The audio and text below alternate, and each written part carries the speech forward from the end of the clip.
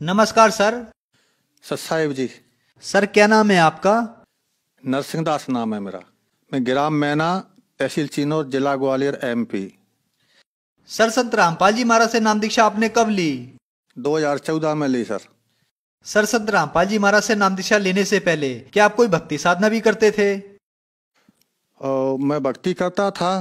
पहले एक महात्मा जी ने नाम दे रखा था मेरे को, उन्हीं की सेवा करता था। और उन्हें एक मंत्र दे रखा था तो उसी पे साधना करते रहते थे। मैं तो बाबा बन गया था और घर छोड़ दिया था मैंने 2000 में ही। फिर जो एक महात्मा जी थे चरणदास जी, उनको मैंने अपना गुरु बना लिया। उनने मेरे को मंत्र दे दिया तो बस उन्हीं की सेवा करता रहा। और उन्होंने बता दिया बेटा जी भक्ति करते रहो, नाम जाप करते रहो और आपको भगवान मिलेगा। तो बस वो करते करते करते करते जब उनके नाम से कुछ नहीं उगाया था तो फिर मैंने दूसरे गुरु बनाए। तो उनने भी बता दिया कि भाई ऐसे ऐसे भक्ति करो, आप ठीक कर रहे हो। तो उनने बता दिया कि आप व्रत करो और उपवास करो, जितना हो सके उतना करो, ऑटोमेटिक ये पूजा पाठ बंद कर दो, आप तो तपस्या में लग जाओ। फिर मैं एक गुफा बनवाई और गुफा बनवा के फिर मैं उस तपस्या में लग गया। मैंने खाना पीना भी बंद कर दिया। 5-6 साल मैंने कोई अन्न आहार नहीं किया, केवल कोई फल फ्रूट आ जाता तो खा लेता था। और कभी कभार आलू आलू वगैरह आ जाते थे तो उसको भूंज करके खा के और गुफा में घुस जाता था। 5 साल तक जब मैं साधना करता रहा तो एक सिद्धि सी प्राप्त हो गई मेरे अंदर। इतना मैं देख लेता था कि जब कोई मेरी गुफा की तरफ आता था तो मैं उसको देख लाता था 1 किलोमीटर 2 किलोमीटर दूर से कि कोई मेरी तरफ आ रहा है। और कुछ ला रहा होता था तब भी देख लेता कि आज फलाना आदमी आ रहा, मेरे लिए ये चीज़ लेके आ रहा है। तो मैंने सोचा कि अब तो बहुत अच्छा हो गया। बोले तपस्या वो गुरुदेव ने मेरे को सही बताई थी, जो कि इतनी बड़ी उपलब्धि मेरे को हो गई। मैं इसी को ही बहुत बड़ा चमत्कार मान रहा था गुरुदेव का। फिर तपस्या करते करते एक दिन क्या मेरे को एक वाइट कलर का प्रकाश नजर आया और उसमें से आवाज आ रही थी। मेरे को जी नहीं दिखा, उसकी बॉडी दिखी नहीं कि कौन है। मेरे को केवल आवाज आ रही थी कि बेटा अभी तो कुछ नहीं है, अभी तो ये तेरे को सिद्धि साधी लाग गई, इससे कुछ नहीं होने वाला है। बोले अगर मोक्ष की गति चाहते हो तो इसके लिए कोई सच्चे गुरु की तलाश आपको करना पड़ेगी, और नहीं तो ऐसे ही भटका खाते रहोगे आप लोग। फिर मैंने सोचा कि ये कैसे बात बनेगी। फिर मैं बाहर निकल आया, घूमता रहा, वो सच्चे गुरु की तलाश में बहुत जगह गया मैं, पर कोई अब जो भी मेरे सामने वो महात्मा मिलता तो मैं वो महात्मा 18 और मैं 25, इतना फर्क मेरे को उसमें दिखता था। तो मैंने कहा कि अब इनको गुरु में क्या बनाऊं कि ये तो मेरे से वैसे ही बहुत कमजोर हैं। ये बने जरूर है, मठाधीश थे, बड़े बड़े जटा जूट रखा रखे थे, उन्हें बड़े बड़े आश्रम पे पैसा वाले भी थे, पर भक्ति उतनी कुछ नहीं थी उनके पास। जब मैं उनको अपनी आंख से देखता था तो उसमें कुछ नहीं था, केवल पैसा था उनके अंदर। कईयों पास गया तो एक बार मेरे को कबीरपंथी कुछ भाई मिले। उनने कहा महात्मा जी कहाँ जा रहे हो? मैंने कहा भाई ऐसे सच्चे गुरु की तलाश के लिए मैं जा रहा हूँ कि जिसके पास शब्द होए, वो शब्द लेने जा रहा हूँ मैं, जिससे भक्ति साधना करके अपनी मोक्ष की गति पा सकूं। तो वो बोले कि हमारे गुरुदेव शब्द बताते हैं, आप हमारे गुरु जी के पास चलिए। तो मैंने कहा चलो भाई, मैं पहले उनसे बात करूंगा। बोले हाँ आप बात कर लेना। तो बे मेरे को मथुरा ले गए सर। मथुरा में जाकर पहुंचे, वहाँ के जो प्रचारक थे, क्या नाम है वो, तुलसीदास जी महाराज, जय गुरुदेव। तो उनके पास मैं गया तो उनसे भी बातचीत हुई ऐसी। तो उन्होंने कहा बेटा भक्ति करो, मैं सवेरे आपको नाम दूंगा। तो जब उन्होंने मेरे को नाम दिया सवेरे, और नाम देते के बाद में उन्होंने मेरे से कहा था कि बेटा चिलम मत पीना और हुक्का पी लिया करो, क्योंकि हुक्के में तो वो तम्बाकू छनके जाती है तो वो तेरे को नुकसान नहीं करेगी, और हुक्के में कोई दिक्कत नहीं है। तो मैं 500 रुपये का जिल लम्बा हुक्का लेके आ गया मैं, और 3 किलो तम्बाकू आके मैंने अपनी गुफा पर रख लिया, और फिर दे दनादन हुक्का चलता रहा तो छाती पे ऐसा हो गया कि जलन सी चालू हो गई, क्यों हुक्का का सीधा धुआं जाता है। चलता रहा तो 3 4 5 साल तक। फिर मैंने उनको पूछा, मैंने हुक्के से तो मेरे को दिक्कत खड़ी हो रही है। बोले नहीं नहीं, इससे कुछ दिक्कत खड़ी नहीं होगी, जो पहला कवर जमा है ना वो हट रहा है और जे कवर दूसरा चढ़ रहा है। तो मैं फिर लगा रहा साधना करने के लिए। उनने बता दिया था मेरे को कि ऐसे कानों में उंगली डालना है और ऊपर सुनना है, इसको सब तेरे को सुनाई पड़ेगा, जो भी आवाज सुनाई पड़ेगी उसी को शब्द कहते हैं, उसको पकड़ लेना, बस उसी को सुनते रहना सो तुम स्वर्ग पहुंच जाओगे। और मैंने कहा ठीक है। तो सर मैंने 8 साल उनकी साधना की। 8 साल में जो पहले जो मैं प्रकाश देखता था लाल वाला, है ना, पीरा वाला और जे है सफेद वाला। तो वो पहले मैं जो आवाजें सुनता था, प्रकाश देखता था, वो तो चले गए, पता नहीं किस 60 में चले गए। और जय गुरुदेव जी ने जो बताई थी उससे कोई लाभ नहीं हुआ। जनता बहुत जुटती थी, हुक्का वाले आते थे पीने के लिए, आप हुक्का पिलाओ, हम 7:30 में हुक्का पीते थे। जो सीनियर थे ऊंचे बैठ के पीते थे, जो हमारे चेला चांटे थे, बहुत चेला बना रखे, तो वो नीचे बैठ के हुक्का पीते थे। हुक्का पी के वो अपने अपने घर चले जाते थे। एक दिन पर ऐसा ही लगा मेरे को, इससे तो भाई मरना ठीक है कि परमात्मा मिले नहीं। पूरी जिंदगी मैंने इसी में निकाल दी। पहले बैरागी बना है, त्यागी बना, अखाड़ों में गया, सारी जगह घूम का मैं आके मैंने अब मरना ठीक है। और जब मैंने सीख ही लिया था थोड़ा साधना में कि बॉडी मेरी कई गुफा में पड़ी रहेगी और मैं अपना देश से निकल जाऊंगा, भगवान फिर मिलेगा कभी ना कभी। जब ऐसा मैंने शरीर में अपने में मन में जो विचार किया ना, उसी रात को मेरे को संत रामपाल जी महाराज एक विमान टाप के में बैठ करके और आकाश मार्ग से आते हुए नजर आए। उसका एक कैमरामैन एक साथ में बैठा था, एक कैमरामैन एक साथ में, 2 कैमरामैन बैठे थे और बीच में जो संत रामपाल जी महाराज बैठे थे। तो ऐसे हाथ कर रहे थे, ऐसे ऐसे हाथ वो करें तो जनता ऑटोमेटिक धरती से उड़ उड़ के और ऊपर की तरफ जा रही थी और सतगुरु के जयकारे लग रहे थे। ये चीज मैंने देखा तो मैंने कहा भाई यहाँ अभी भी सतगुरु का जयकारा लग रहा है तो कहीं ना कहीं कुछ है, अभी भी आशा, अभी अपनी हिम्मत नहीं हारना चाहिए, अभी भी कुछ न कुछ करना चाहिए। तो मैंने कहा देखते हैं। फिर सुबह एक भगत जी आए, इन्होंने जय गुरुदेव पंथ को छोड़ करके और संत रामपाल जी महाराज से दीक्षा ले रखी थी। पहले वो हमारे गुरु भाई थे, तो वो आए तो उन्होंने कहा कि भगत जी आप वही साधना कर रहे हैं। मैंने कहा क्या बकवास कर रहे हैं। भगत जी कहता है पहले तो महाराज कहता था, आज भगत जी क्यों? बोले नहीं, बोले पहले महाराज हमारे लिए आप पहले महाराज थे, अब भगत जी हैं। क्यों? कि हमने संत रामपाल जी महाराज से दीक्षा ले रखी है और उन्हें सारा ज्ञान हमें समझा दिया। तो मैंने कहा कि क्या है? बोले कि आप ये पुस्तक को पढ़ लेना। तो वो मेरे को एक ज्ञान गंगा पुस्तक देखें गए थे। जब वो ज्ञान गंगा पुस्तक देखें गए तो एक दिन हमारी मजोटी लगी हुई थी हमारी गुफा के पास, वहां पे हुक्का पी रहे थे। हुक्का पीते पीते एक दिन याद आया, मैंने कहा भाई वो एक संत रामपाल जी के शिष्य थे, वो हमें जो ज्ञान गंगा पुस्तक देखेंगे, देखना भाई उसमें पढ़ना क्या लिखा है। तो एक हमारे शिष्य ने ला के मेरे को देखे, लो महाराज आप ही पढ़ लो। तो मैंने जब उसको देखा, इधर मैं चिलम भी हुक्का भी पी रहा था, इधर मैंने पुस्तक ऐसे करके देखी, तो उसमें मैंने एक दुआ पढ़ा। उसमें लिखा था कि सोनारी जारी करे सुरा 500 बार और एक चिलम हुक्का भरे वो डूबे काली धार।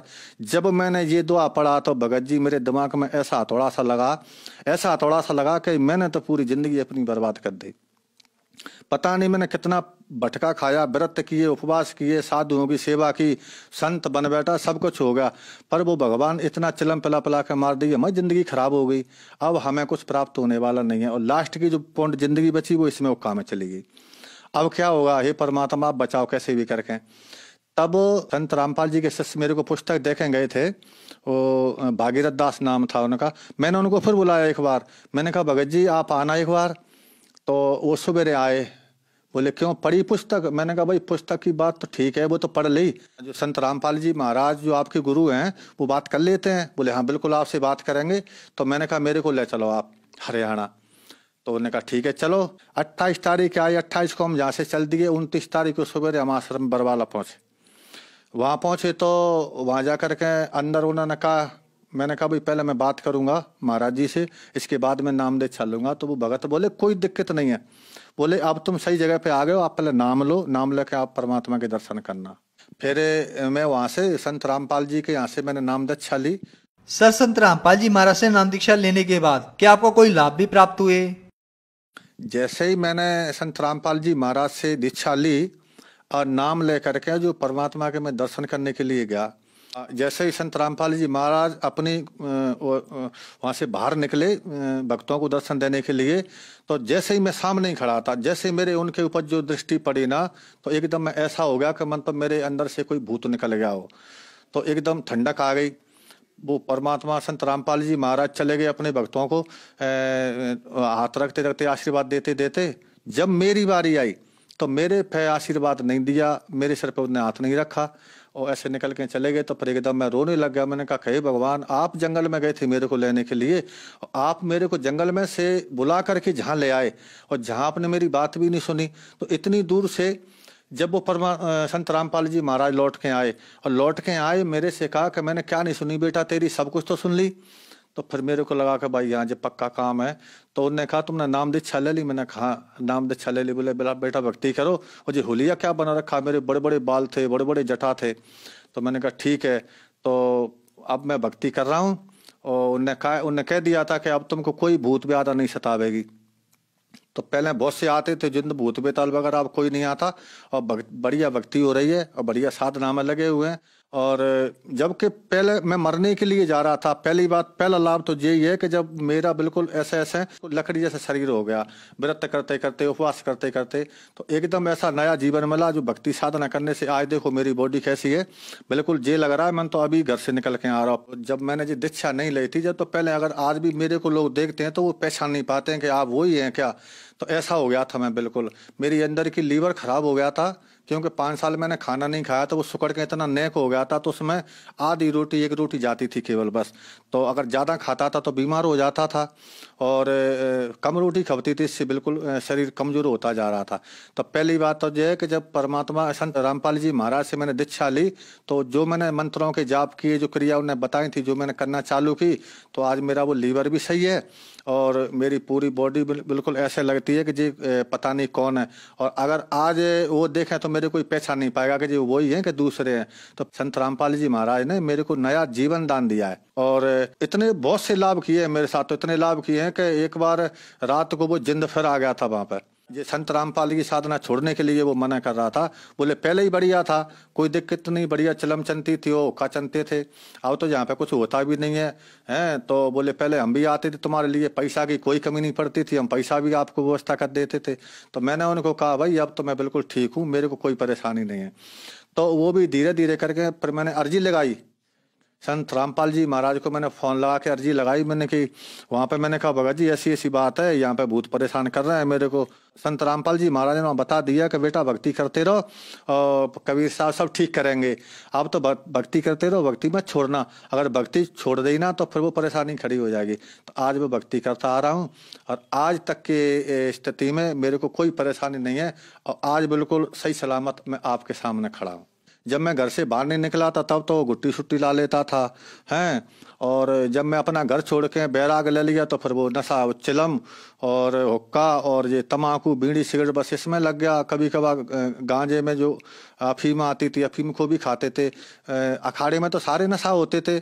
कछु बाबा तो ऐसे थे बड़े बड़े सीनियर हमारे वहाँ पे कि वो स्मोक का भी इस्तेमाल करते थे। पर एक बार नागा अखाड़ों की टीम हमारे पास आई तो उन्होंने हमसे कहा कि भाई ऐसी अच्छी मूर्ति आपके मस्तक पे, इतनी चमक है और इतने बड़े बड़े जटाएं, आपसे तो हमारा अखाड़े में 4 चांद लग जाएंगे और आप हमारे अखाड़े में चलो।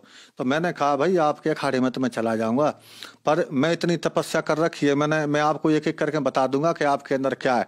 पर मेरे को आज भी आप दिख रहे हैं कि आपके अंदर भक्ति नाम की कोई चीज नहीं है, केवल आप लोग तो एक पोस्ट के ऊपर घूमते हैं। बोले हाँ वो तो बात सही है। तो मैंने कहा कि अखाड़े में वहां पर भक्ति हो सकती है? बोले आप चल के देख लो।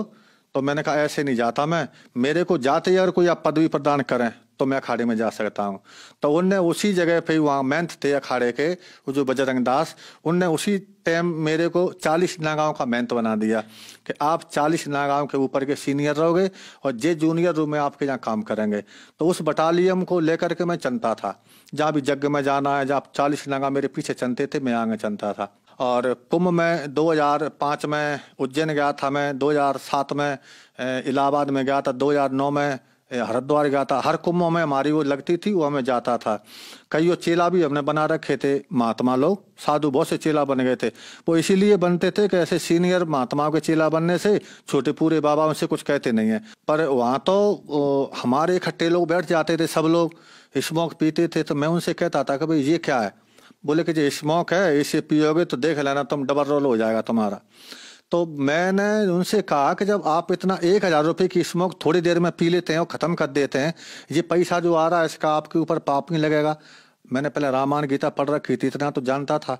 तो मैंने कहा जी आप इतना नशा करते हो? बोले आप मस्त रहो, आप तो साधु बन गए, हमारे महंत ने ये कहा था कि आप साधु बन गए तो आपकी मुक्ति हो गई, है ना। और अब को आपको कोई आवश्यकता नहीं है नशा करना है। बताओ, आप इतना सीनियर आपको बना दिए, अब आपकी क्या चिंता है, आपको तखत दे दिया बैठने के लिए। तो मैंने कहा ठीक है भाई, पर मन में वो लगी रहती थी कि भक्ति तो करना पड़ेगी। फिर उन्होंने नशा चालू कर दिया और 40,000 की चिलम इतनी बड़ी, उसमें 10 तोला गांजा बनता था और 5 सिगरेट की डिब्बी उसमें मिला करके गांजा भर देते थे। 20 आदमी बैठ जाते थे महात्मा, फिर उसको पीते थे ऐसे ऐसे करके। वो अलग टाप है अखाड़े का, जो अलग नियम होता है। तो उसमें तो इतना का पूरा नशा का काम है, एक दूसरे में मार दार। अगर किसी ने गलती कर दी तो 20 लठ मारते थे उसको, लेटा करके उसके पीठ में मारते थे 20 लठ। वो हमारा मैं तो ऑर्डर देता था कि नरसिंह दास इसमें 20 लठ मारो लेटा कर। तो मेरे को थोड़ा दर्द होता था, तो जितनी जोरदारी का वो मेहनत बताता था उससे मैं धीरे धीरे मारता था। उसमें कैसे ज्यादा चोटें ना है, हाथ पाँव हाथ गोड़े इसके टूट न जावे। तो इतने काम वहां पे जो लोग करवाते थे। फिर उनसे पैसा वसूले जाते थे कि तेरे को नागा बनना है तो 5,000 रुपये दे और भंडारा करवा। तो कम से कम नहीं तो 20,000 रुपये का टारगेट होता था एक नागा पंथ में। इसमें से 2-4 हज़ार रुपये अपनी जेब में डाल लेता था और बाद बकाई अखाड़े में जमा कर देता था। इससे अपना जो सारा खर्चा चलता रहता था वहाँ पे।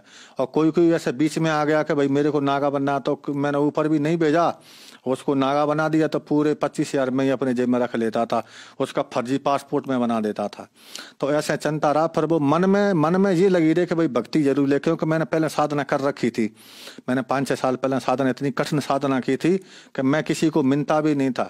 लोग बाग मेरे को देखने के लिए तरस गए थे कि जी महात्मा इसमें गुफा में मर गया कि जिंदा है। तो जब ऊपर से अब आदेश हुआ कि इससे कुछ नहीं होता, कोई सच्चे गुरु की तलाश करो, जब फिर मैं गुरु की तलाश में निकला गुफा से, सब लोगों ने मेरे को देखा। और जब से जो मैंने ज्ञान गंगा पुस्तक पढ़ी और उसमें जो मैंने देखा और फिर मैंने गुरु दीक्षा ली संत रामपाल जी महाराज से, तब से नशा, बीड़ी, सिगरेट, गांजा, अरे पीने की तो चली बात है। का मेरे पास कोई बीड़ी पीने वाला भी आदमी नहीं बैठता, ना मैं किसी को बैठाता मैं इन लोगों के पास, और ना हमारी गुफा पे कोई अब ऐसा आदमी आता कि जो बीड़ी पीता होगा। जब तक संत रामपाल जी महाराज के शरण में नहीं जाते, जब तक नशा से मुक्ति नहीं मिल सकती। क्योंकि मेरे को पता नहीं है, बहुत से मैंने प्रयास कर लिए थे, कईयों जड़ी बूटी खिलाई मैंने, कईयों बाबाओं के पास गया, उन्होंने कहा इससे तुम्हारा गांजा छूट जाएगा, नशा छूट जाएगा। तो बहुत सी मैंने कोशिश की, पर मेरा नशा नहीं छूटा और बराबर चलता रहा। कोई लोग मेरे से कहते थे कि महाराज आप गांजा कम पियो, चिलम कम पियो, तो मैं लठ लेकर उसको मारने दौड़ता था। कभी तू कौन होता है, तो मेरी मर्जी है मैं पीऊंगा। और जबकि वो बेचारे, आज मेरे को याद आती है कि वो मेरे को बिल्कुल सही कह रहे थे। और आज मैं अफसोस करता हूँ कि उन लोगों को मैंने बुरा बोल दिया। संत रामपाल जी महाराज की अगर कोई पुस्तक भी पढ़ ली किसी ने, तो उसी से उसका उद्धार सा हो जाता है, ऑटोमेटिक उनको प्यास लगती है। इनके शब्द में और इनके मंत्रों में इतनी शक्ति है, इतनी शक्ति है कि ये चीज बगल में आती ही नहीं है। जो नशा हो, कुछ भी हो, सब बुराइयों से वो दूर हो जाता है बिल्कुल। ऐसी शक्ति है उनके शब्द में, शक्ति है। और जो नाम उन्होंने दिए हुए हैं वो बिल्कुल शास्त्रों में जो है, उन्होंने एक एक बात बताई है, हर शास्त्र की बात मेरे को बताई। जब मैं समझ गया, क्योंकि मैं पहले पुराण शास्त्र पढ़ चुका था, पर मेरे को समझ में नहीं आ रही थी, उसकी वो कुंजी नहीं मिल रही थी, उसकी कुलजी जो ताला लगा हुआ था। ऊपर से मकान को तो देख लेता कि जो मकान बना है, फिर ताला खुल के अंदर नहीं जा पा रहा था, इसका मतलब क्या होता है। पर संत रामपाल जी महाराज ने सारा मतलब मेरे को समझा दिया। और पहले तो मैं इतना बड़ा जो गुरु पद पे बैठा हुआ था, तो कुछ लोग मेरे पास आया करते थे कि महाराज जब मोड़ा गांजा ज्यादा पीता है, चिलम ज्यादा पीता है, तो मैं चुप हो जाता था कि मैं क्या करूं, मैं तो खुद पीता हूं भाई। जब मेरी भी नहीं छूट पा रही है तो मैं तेरे लड़के की मैं क्या छुड़ाऊंगा। तो मैं चुप हो जाता था, उनसे कुछ नहीं कहता था, कह देता कि और किसी महात्मा को देख ले भाई, मेरे बस की बात नहीं है। और बहुत से लोग ऐसे आते थे, बस हमको तो वही लोग अच्छे लगते थे जो कुछ चिलम पीने वाले आते थे। कई लोगों ने ऐसे प्रश्न किया, मैंने कहा ना, फिर छुड़ाया, कुछ नहीं हुआ उससे। वो तो संत रामपाल जी महाराज जब शरण में गए तो आज बिल्कुल मैं स्वस्थ हूँ, मेरे को कोई बीमारी नहीं, कोई रोग नहीं है। आज मैं बिल्कुल स्वस्थ हूँ और अच्छा हूँ। सर, जो जन समुदाय आज आपको देख रहा है, आप उन्हें क्या संदेश देना चाहते हैं? उनके लिए तो मैं तो उनसे सबसे यही कहना चाहूंगा कि भाई आपको विश्वास नहीं होता है तो मेरे को आप देख लीजिए। मैं भी आप ही के साथ था, आपके अखाड़े में था, आपके अखाड़े में मैंने काम किया, और भक्ति तो विधि कोई थी नहीं। तो आज आप मेरे को वो शक्ल देख लीजिए, ये देख लीजिए कि पहले कैसा था और अब कैसा हूँ। इसीलिए मैं तो सबको यही कहूँगा कि अगर कल्याण चाहते हो, अगर कल्याण कराना, अगर मुक्ति धाम आपको चाहिए, मुक्ति धाम में जाना है, तो आप संत रामपाल जी महाराज के शरण में आएँ और इनसे नाम दीक्षा लेकर के अपना कल्याण करवाएं। नहीं तो यहाँ पे कोई चारा नहीं है, कहीं पे भी चारा नहीं है। मैंने सारा कुछ देख लिया शुरू से भी। और जो हमारे जो भाई हैं जो पहले अखाड़े के, अगर वो सुन रहे हो इस इंटरव्यू को, अगर देख रहे हो, तो उनसे भी मेरी प्रार्थना है कि आप लोग भी ये अपनी विदुता को छोड़ करके और संत रामपाल जी महाराज के शरण में आकर के आप नाम दीक्षा लो और नाम दीक्षा लेकर के अपना कल्याण करवाओ। और नहीं तो बहुत बुरी दिशा हो जाएगी इस देह की। सबको ये प्रार्थना करूंगा कि इतना ये लोग अलग अलग जो विभागों में बट गए हैं, जो मेरे शिष्य भी थे पहले, ठीक है, जो गुरु भाई थे और महंत थे, मैं सबसे मेरा ये अनुरोध है कि आप आकर के और संत रामपाल जी महाराज की शरण में आएँ और अपने नाम दीक्षा लें और अपना भक्ति करें और अपना कल्याण करवाएं। मैं तो आपसे ये प्रार्थना कर रहा हूं कि आप 1 महीना ये भक्ति साधना करें, आपको अच्छा लगे तो आगे बढ़ जाना। अगर आपको नहीं अच्छा लगता, आपको फायदा नहीं हो इसमें, तो आप बेशक आप अपने वापस उसी अखाड़े के लिए लौट जाएं। क्यों कि मेरे को पता है कि 1 महीना का समय तो मैं आपको ज़्यादा कह रहा हूं। अगर आप ये 10 दिन भी इस साधना को करके देख लो, आपका नशा, आपकी जो गांजा, भांग, सिगरेट आदि वगैरह, इनका तो पता नहीं चलेगा। जैसे कि सूरज निकलता है तो रात का पता नहीं चलता कि वो किस दिशा को चली गई, इसकी जानकारी भी नहीं हो पाती कि रात है गई कहाँ। इसी प्रकार संत सतगुरु रामपाल जी महाराज से नाम दीक्षा लेकर के, और जब आदमी भक्ति करता है भगत अपनी, तो पता नहीं चलता उसको मेरे विकार कहाँ चले गए। उसे याद ही नहीं रहता कि मैं गांजा पीता था, कि सिगरेट पीता, तो पता ही नहीं पड़ता उसको। ऑटोमेटिक भगत जी अपने आप ही जो चला जाता है सब कुछ, कोई चीज बकाई नहीं बचती। सारा जो एमाल भरे होते हैं पूरे ऑटोमेटिक ही बाहर निकल जाते हैं। सबसे ही मेरा तो सबसे ये निवेदन है, प्रार्थना है सबसे, कि अगर मुक्ति चाहते हो तो अपने जो अहम को छोड़ करके और परमात्मा संत सतगुरु रामपाल जी महाराज के शरण में आप आ जाएं तो आपकी मुक्ति हो जाएगी। क्यों कि वैसे नहीं मानते आप मेरे को देख करके आ जाइए, क्योंकि मैं भी एक अखाड़े का गुरु पद पर बैठा था। मैं भी 40-50 नागांव का महंत था, कई शिष्य भी मैंने बना रखे थे। और आज मैंने अपने शिष्यों को भी इस संत सतगुरु रामपाल जी महाराज के शरण में जोड़ दिए हैं। कुछ लोग तो आ गए हैं और कुछ लोग कहते हैं कि हम पे गांजा नहीं छूटता है ना। कुछ लोगों को और समझा रहा हूँ। और जितने भी अगर हमारे जो हमको जानने वाले हैं, अगर मेरा इंटरव्यू सुन रहा हो, तो आप सबसे मेरा निवेदन है कि आप संत गुरु सतगुरु रामपाल जी महाराज के शरण में आकर और अपना कल्याण करवाएं और भक्ति करें। सर, संत रामपाल जी महाराज से नाम दीक्षा कैसे ले सकते हैं? संत रामपाल जी महाराज से दीक्षा के लिए परमात्मा ने वहाँ से हर प्रांत में, हर जिले में नामदान केंद्र खोल रखे हैं। तो कोई भी प्रांत से, और वहाँ पर टीवी पे, साधारण टीवी पे आप देखोगे तो नीचे पट्टी पे वो नंबर आते हैं। अगर जानकारी ना हो तो उस पर नंबर लगा करके आप फोन पे पूछ सकते हैं कि पुस्तक कहाँ मिलेगी। वैसे तो परमात्मा ने इतना कर रखा है कि हर गांव-गांव, गली-गली में पुस्तक सेवा हो रही है। आप उनसे पुस्तक लेकर के उसे पढ़ सकते हैं। अगर उसमें अच्छा लगे आपको तो नाम ले सकते हैं, नहीं तो आप टीवी पे सतगुरु संत रामपाल जी महाराज प्रवचन देते हैं तो उसमें आप सुन सकते हैं। उसमें नीचे नंबर आ रहे हैं, उनमें आप नंबर को फोन लगा करके आप पुस्तक मंगा सकते हैं और अपने नाम के लिए जानकारी भी ले सकते हैं कि हमें नाम कहाँ मिलेगा। हर जिले में और नामदान केंद्र खोल रखे हैं, वहाँ पे जा करके और आप सतगुरु रामपाल जी महाराज से नाम दीक्षा प्राप्त कर सकते हैं। धन्यवाद सर। सत साहेब।